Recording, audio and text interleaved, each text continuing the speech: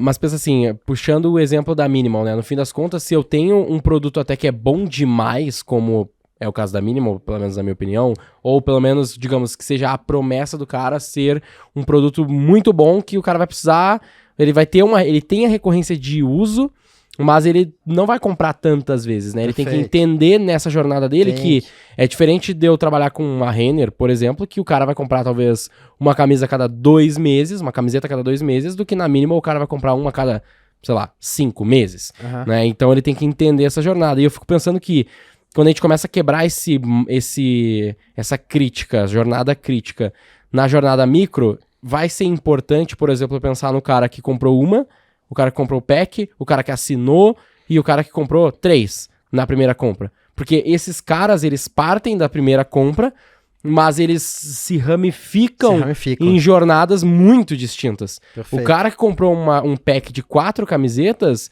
esse cara vai levar 6 meses pra comprar de novo. Perfeito. Na média, sei lá. Agora o cara que comprou uma, talvez ele compre 4 vezes nos próximos 4 meses, porque ele, sei lá, tem um fluxo de caixa diferente, ele não tem tanto dinheiro, mas ele vai comprar várias até fechar o pack dele daqui, sei lá, 6 meses. É isso, entendeu? Perfeito. Mas vai comprar todos os meses. Esse cara eu preciso pensar olhando pra jornada dele, eu preciso pensar nesse cara de uma forma, porque eu vou ter um trabalho de CRM depois, um trabalho de contato, remarketing, retargeting, e-mail marketing, né? Sales. CRM e sales são irmãos, cara. Exato, mas eu vou ter pra esse cara de uma compra no mês uma coisa totalmente diferente do cara que comprou um pack.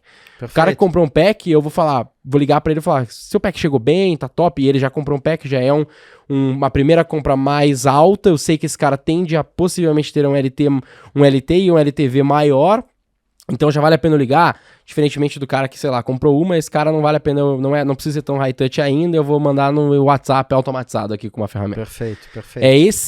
É pra isso que a gente faz esse controle de jornada, né? Pra saber como que depois eu vou me relacionar com esse cara pra buscar o aumento de LTV. No longo prazo. No longo prazo. Então não existe só um caminho crítico, e esse ponto que você falou é ótimo, né? Existem alguns caminhos críticos. Cada tipo de cliente ou cada cluster deveria ter um caminho crítico. Agora, você não tem a capacidade humana, né? Nenhuma empresa tem, de contemplar todos os caminhos possíveis de todos os tipos de cliente. E aí entra a inteligência de simplificar, fazer as simplificações corretas, pensar em Pareto, né? Que é algo também, super fundamental aqui, né? Os 20% das jornadas que me geram 80% dos resultados, perfeito. Tipo isso, Os né? 20% de clientes. Ok, né? perfeito. 20% de clientes. E contemplar nesse teu exercício teórico de caminho crítico como que eu deveria atuar. Então é perfeito esse teu caso. É difícil imaginar, e isso acontece pra caramba, né? Fazer algum sentido um cliente que comprou um pack de 8 camisas na Minimal, na semana seguinte, começar a receber e-mails diários de upsell de mais camisa. Sim. Essa seria uma atuação, e acontece muito no varejo, né? Não na Minimal. Mas, cara, é clássico. Assim, e a gente começa agora a falar de segmentação, né? Então, a segmentação do caminho crítico da jornada do cliente. Sim. Mas é clássico isso, sei lá, uma Netshoes. O sujeito acabou de comprar 2 tênis de corrida. Porra, vem lá o cara de vendas lá da categoria de corrida, quer fazer uma oferta de um outro tênis, de um outro tênis. Cara, você tem que negativar esse cara, né? Sim. Você tem que negativar esse cara, assim. Porque, normalmente, como as jornadas são muito massificadas, isso não é o que acontece, né? Sim. Ele vai acabar recebendo a oferta. De mais tênis. Porque ele acabou... De mais tênis, mas ele acabou de comprar 2. E aí, eventualmente, gerou uma flag ali de, esse cara tem interesse em tênis. Agora a gente tá entrando no micro para passar a ideia de que, cara, isso daqui, esse comportamento potencial aqui do Netshoes, ela deveria detrair o relacionamento, a percepção de valor da marca com o cliente. Tu se sente... Parece que os caras são... Tipo, quando acontece um grande esse tipo vendedor. de erro... Não, até pode ser também, né? Essa sensação de que o cara tá querendo me empurrar mais coisas. Exato. Mas... E às vezes... Eu não sei se isso seria... Se o usuário médio pensaria assim, ou se eu penso assim porque eu sei como é feito. Mas, tipo assim, às vezes o cara pensa, caralho, que gente burra. sabe? Tipo, eu já comprei o tênis, por que ele tá me mostrando esse mesmo tênis que eu acabei de comprar de novo? Porque é difícil. Né? A gente sabe por quê. Tu diz de tirar o cara, né, dessa lista. Não, com certeza. Quantos exemplos como esse não existem? Não, Quantas demais. restrições? Porque tu até faz essas configurações e às vezes não funciona tecnicamente. Exato. Obviamente passa, e sempre né? aparece casos novos, né? Não, totalmente. Fora que cada vez mais a gente... E aí tem outra pauta que a gente até tem que falar aqui na minha visão, quando tiver todo mundo, que é o negócio de first party data, esse tipo de coisa, que isso também dificulta a nossa vida, né? Pra caramba. Mas anyway, não é a pauta agora.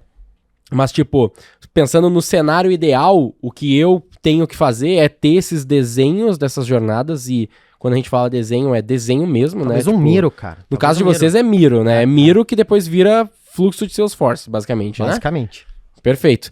Então, é literalmente desenhar essas jornadas e começar com os dados, com seus dados, e entender quais são as jornadas principais que ocorrem e o que te gera melhor LTV, e o que te gera, o que te traz os melhores clientes e quais dessas jornadas tu vai fomentar mais. Exato. Eu acho que esse é tipo o primeiro passo do cara, certo? Perfeito. E depois, eu tenho digamos que eu tenho as jornadas, eu já saquei aqui mais ou menos quais são as minhas principais jornadas. Eu vou começar a entrar dentro desse micro e começar a criar mais jornadas que complementam elas, porque eu fico pensando assim, a primeira coisa que a gente conversou uma vez foi que vocês têm, sei lá, vamos pegar uma das empresas lá, uma das marcas, melhor dizendo, vocês têm quantas jornadas para XP, por exemplo?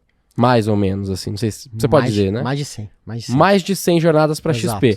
Como jornadas assim? micros. Jornadas aí micro. Que tá, esse é começa. O ponto, né? É que na verdade você tem uma jornada crítica, ou algumas poucas jornadas críticas, e dentro... Então, a gente poderia pensar essa grande jornada micro como um grande Miro, né? Essa grande jornada macro, desculpa, como um grande Miro. Perfeito. Que a gente tá pensando a jornada a jornada clássica do cliente XP. Claro, né? Da abertura de conta, ao primeiro depósito, ao crescimento da sua conta e tal. Tipo, digamos, resumidamente seria isso. Exato. O que são essas 100 jornadas? Aí, perfeito.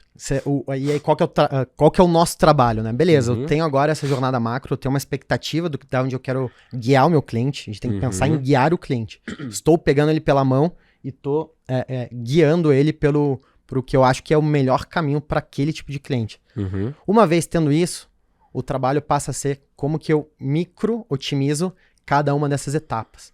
E aí quando você faz a pergunta, você tem 150 jornadas? Na verdade a pergunta certa é, eu tenho 150 automações, que são as micro-jornadas, tá?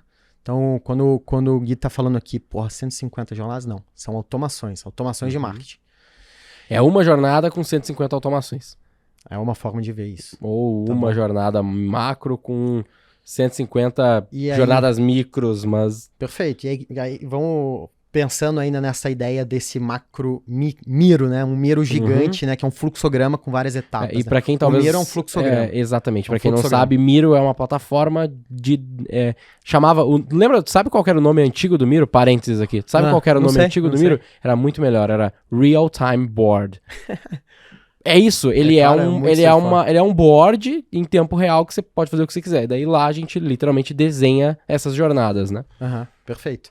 E aí o trabalho é, como que eu automatizo para tentar fazer o cliente seguir aquele caminho crítico, cada um desses blocos da jornada macro. Então, vamos pensar, por exemplo, que o Miro, o fluxograma da jornada macro tem 7 blocos. Vamos simplificar bastante. É o cara fazer o cadastro, é o cara completar a TED, é o cara fazer uma TED lá no nosso caso, é o cara fazer a primeira reserva de emergência dele de investimento e depois ele comprar a primeira ação. Perfeito. E depois manter ele reinvestindo o dividendo que ele ganha das ações. Vamos supor que essa é a jornada macro. Cara, cada um desses grandes eventos, eu deveria ter diversas automações para tentar guiar o cliente nessa direção. Pra tentar, tipo, meio que puxar ele de volta, né? Puxar ele pro caminho crítico dele. Vamos dar um exemplo, então. Tipo, eu tenho que fazer... O cara veio do meu marketing, ele virou um lead, ele tem que fazer a abertura da conta, primeiro TED para os demais pontos. Agora, quantas automações eu tenho para fomentar a primeira TED? Exatamente. Porque ele pode seguir vários caminhos ali no meio do caminho, né? O cara no pode... meio da jornada dele. Alguns desses clientes, talvez um baixo percentual, ou algum percentual, o cara vai... passar reto, vai fazer a conta tal, daí vai ficar ali naquele... a inércia clássica de fazer a primeira TED. Porque, cara, no final do dia você tá... pensa que, no nosso caso, é até um ótimo exemplo. O cara que vai investir 10 mil é como se fosse uma compra de 10 mil pra ele. Sim. Ele está fazendo uma TED de 10 mil. Eu abdicar de 10 mil reais agora pra pegar alguma coisa no futuro, né? E Na não prática, tem o retorno, não tem um produto que tá vindo, né? Não, então, total. Quais são os elementos que você tem que trabalhar para Isso é fazer muito legal. superar essa objeção dele e tirar a pessoa da inércia? É um bom ponto de ver isso também, né? Sim. Então, tirar o sujeito da inércia. Não, total. E porque, de novo, o cara pode ter aberto a conta dele, que é um processo extremamente fácil, mas, sei lá, não ter parado pra fazer o TED naquele momento por N razões, inclusive a do banheiro, que a gente deu o caso aqui, né? Não é que ele não vai fazer. Perfeito. É só que o timing daquele exato momento que ele terminou de abrir a conta dele não era o ideal. Então, eu vou ter, nesse caso, mais 5, 6, 7, 10, 30 formas de trazer o cara de novo pra essa jornada do meio aqui, pra ele não ficar viajando lá, sei lá, no meu remarketing aleatório aqui, não. Eu vou ter tentar várias organizar, coisas né? Orquestrar. Exatamente.